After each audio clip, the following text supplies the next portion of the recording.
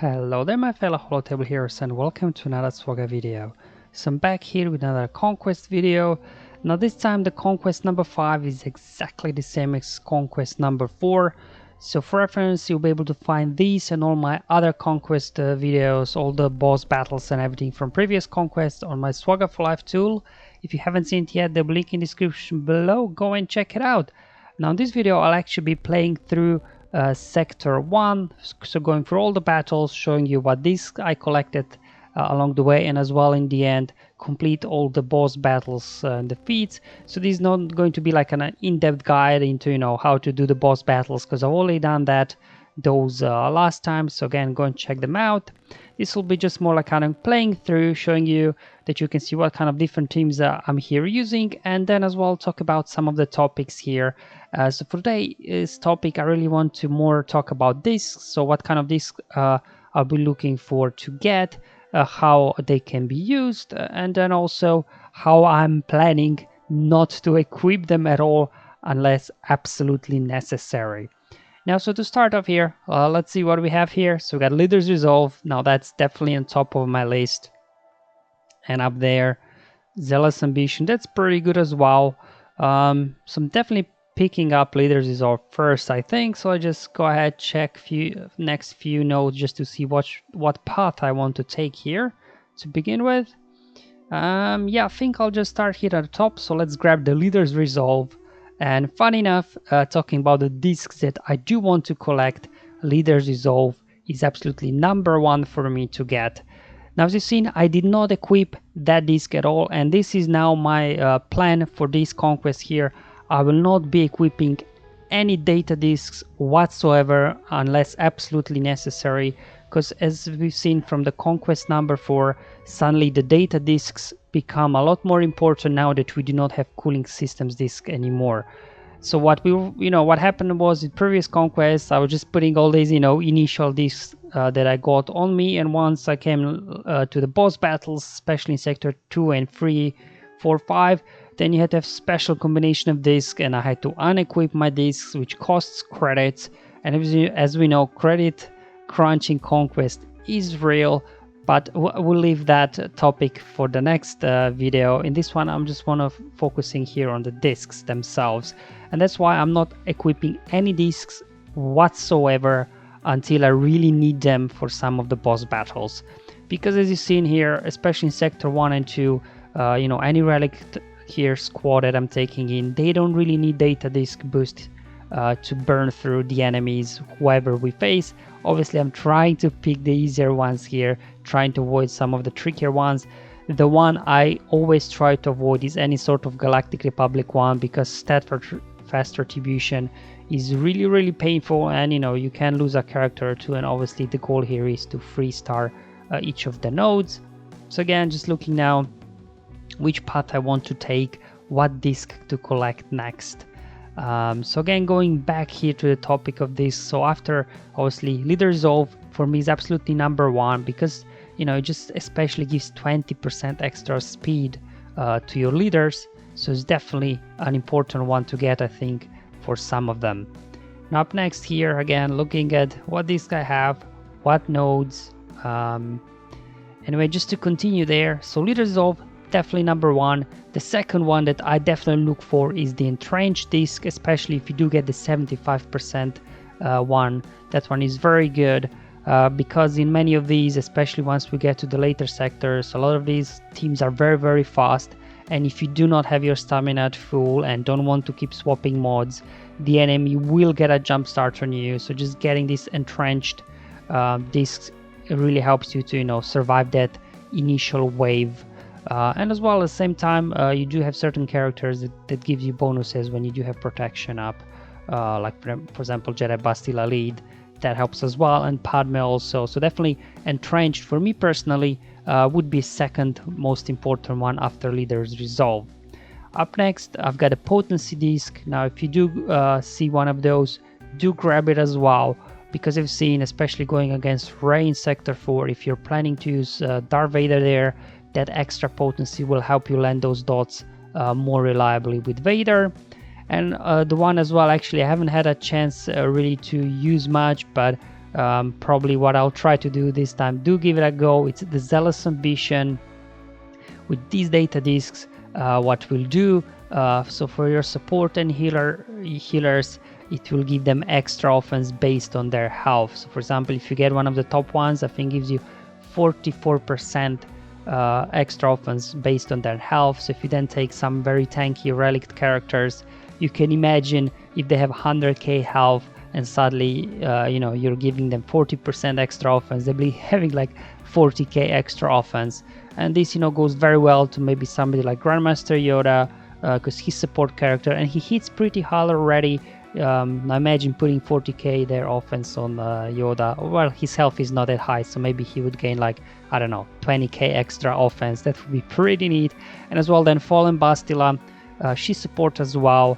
So for any of those feats where you have to defeat multiple enemies in a single turn, then her Wild Lightning can do huge damage if you do have Zealous Ambition equipped, just because she's support and she'll be gaining a lot of offensive boost there. Then up next, it's about health recovery. So if you do have health recovery disc as well as heal over time, those can be handy, especially going up against Galactic Republic with Steadfast Retribution. So for example, if you're using somebody Grandmaster Yoda that's getting a lot of turns, or Darth Vader, so every time they will hit the enemy, they'll get damage reflected back to them. But because if you do have health recovery and heal over time discs, they'll keep recovering some health back just to help them stay alive longer.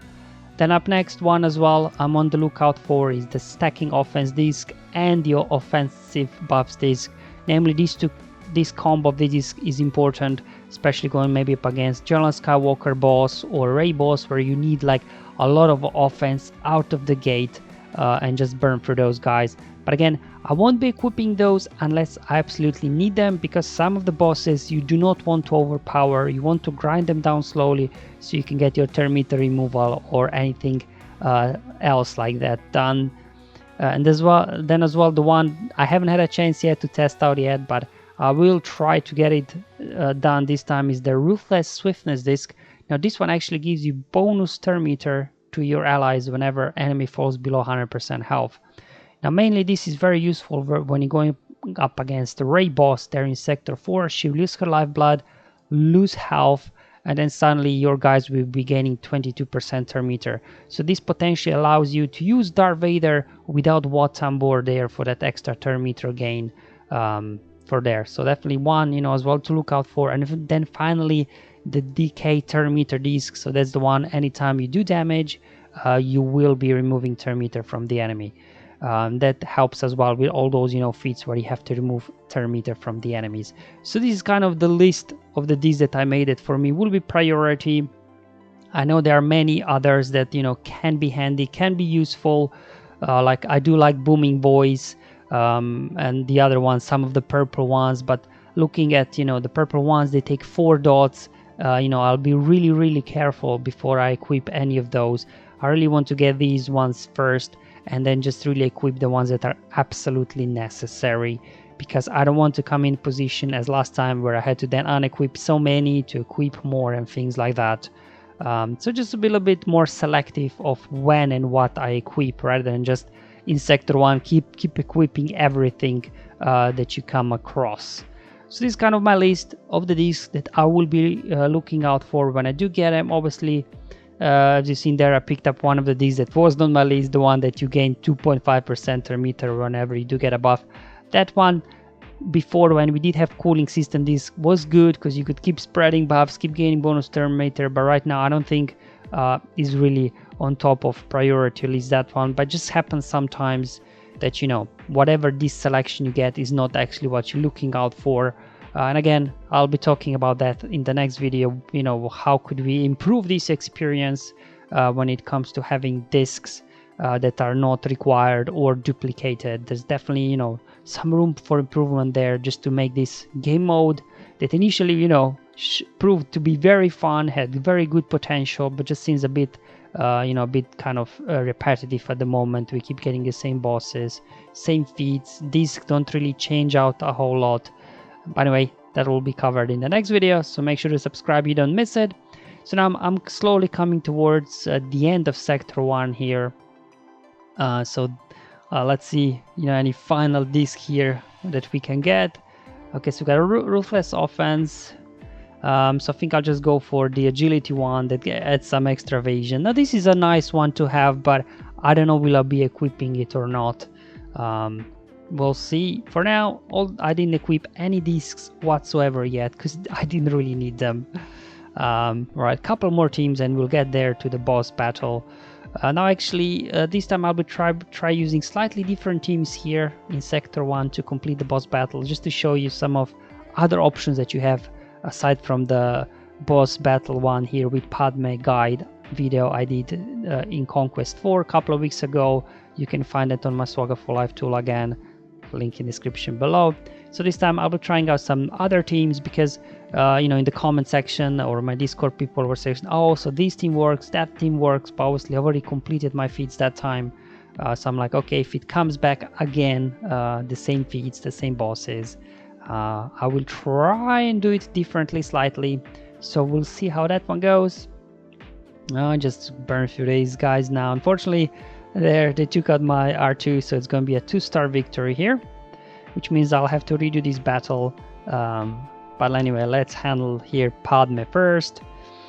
Just exactly the same, really, all the feats as the first time. So this time I'll actually be using Vader here to complete the 15 turns in a row, because there we go.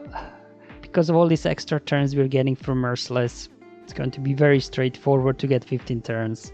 And the reason why I brought in Phasma and First Order Officer there, so that they can keep feeding turns to Vader, so to make sure he gets his 15 turns. And here the crate actually counts as the enemy as well, which gives you an extra turn in Merciless, allowing you to quicker get through. There you go, took out Kenobi. And now going there, see if we can get some stuns there. Obviously you have to look out for the dots here stacking up. There we go, we pass Thermometer over to Vader, and he gets to another round of Merciless. There we go, hit the crate, apply some more dots, just go around. There we go. I think that was more than 15 turns already, but anyway, let's take Anakin out. So remember, one of the feats, apart from 15 consecutive turns in beginning, is to do more than 200k damage. So there you go, Vader did that. And this is, guys, this is without any discs whatsoever. Because if I would have some offense discs on here, maybe Vader would be killing these guys too quickly before he would take 15 turns. There you go, we can swap Thermometer there with Phasma. Phasma gives us more turn boost. So that's on top of the Thermometer train that we were getting from Palpatine. And now it's just a case of finish off these guys, and hopefully I did get my 15 turns. I'm pretty sure I did. There we go. So just down to Ahsoka here. Make sure that everybody survives so it can be a 3-star finish. There we go. Fracture Ahsoka. There goes Paris from the dots, and there goes Ahsoka now as well. So there you go. So this time I used the previous time I think I used Troopers for these 15 consecutive turns. This time I just used Vader's Merciless Massacre and just used Phasma First Order Officer just to give that second wave of bonus Thermometer that Vader could get to another round of Merciless, giving him that many turns. Alright, time to collect some rewards here. Let's see, we got massively overpowered. Ooh, the 75% entrenched one. I'm picking that. I mean, massively overpowered, I think sounds good on paper, but versus bosses, I'm not really sure how that useful is. And again, it's a 4-dot disc, so I'd rather have the entrenched 75% one. I think I really like that one a lot. So here, I will actually be trying different team to complete the one where you have to defeat at least what was it, 4 enemies in the same turn.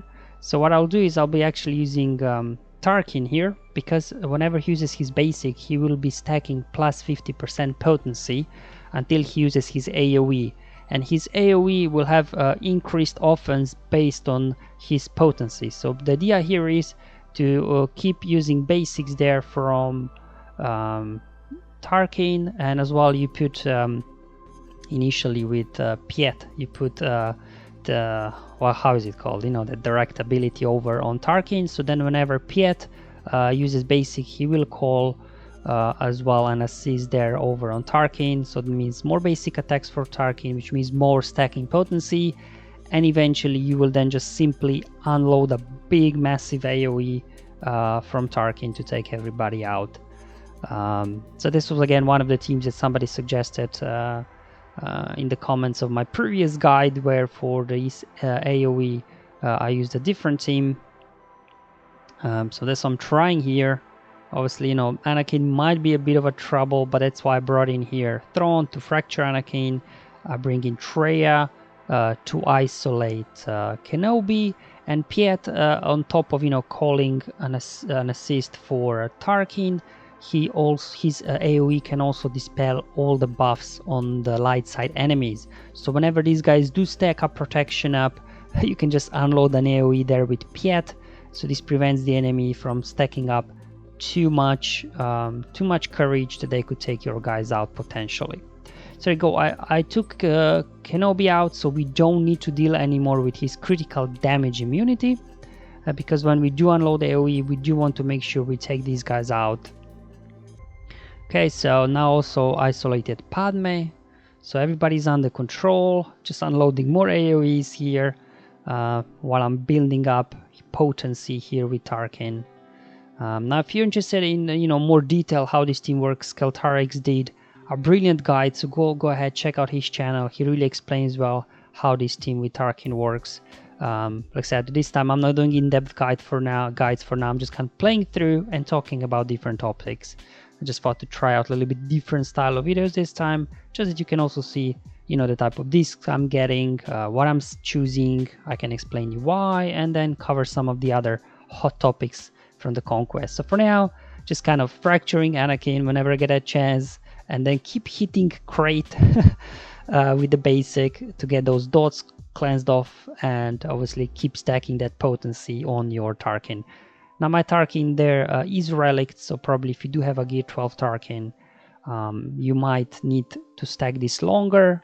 Anyway, let's unload this. There we go. Finish them everybody off with an AoE. Now mind you, I did not have any discs equipped here, so if I would have any offense disc equipped here, this would obviously be a much bigger AoE, and I would need to build up the potency for so long time. But as mentioned before, I'm not equipping any discs until absolutely necessary, just to make sure that, you know, whatever I equip is a good quality disc. Anyway, one more battle here to clean up, because this battle there, they were able to take out my R2, so I 2-starred it. So just for the sake of completion, let's 3-star this battle now as well, and then we'll be done with Sector 1 for now. Obviously there is one more feat that obviously I'll have to complete later. So it's the one where I think you have to win like 20 battles, I think, without losing any unit. Obviously we got 14 nodes, so this means we'll have to replace some of them. So there you go. This is all for today's replaying Sector 1, so I can just show you here the progress on some of the as well global feats that I've done so far. Just making a start, making a dent in them, you know. We'll see. So I'll show them after every sector, that you can see after I play through every sector, that you can see the progress of all the other feats as well. And there you go, guys. This kind of completes here the playthrough of Sector 1, completing all the feats as well with against Padme there in the boss battle. Hope you find this video useful and helpful, just showing you what teams I use, what disc I collect, and also the topic when it comes to this. Hopefully you find it interesting, some of my thoughts, what discs to look out for and why. And I'll be back with the Sector 2 playthrough. Make sure to subscribe so you don't miss it, and in that one I'll be covering a different topic while I'm playing through all the nodes. But for now, thank you for watching. I'll see you in the next one, but until then, have fun, enjoy life, and may the RNG be with you, my friends.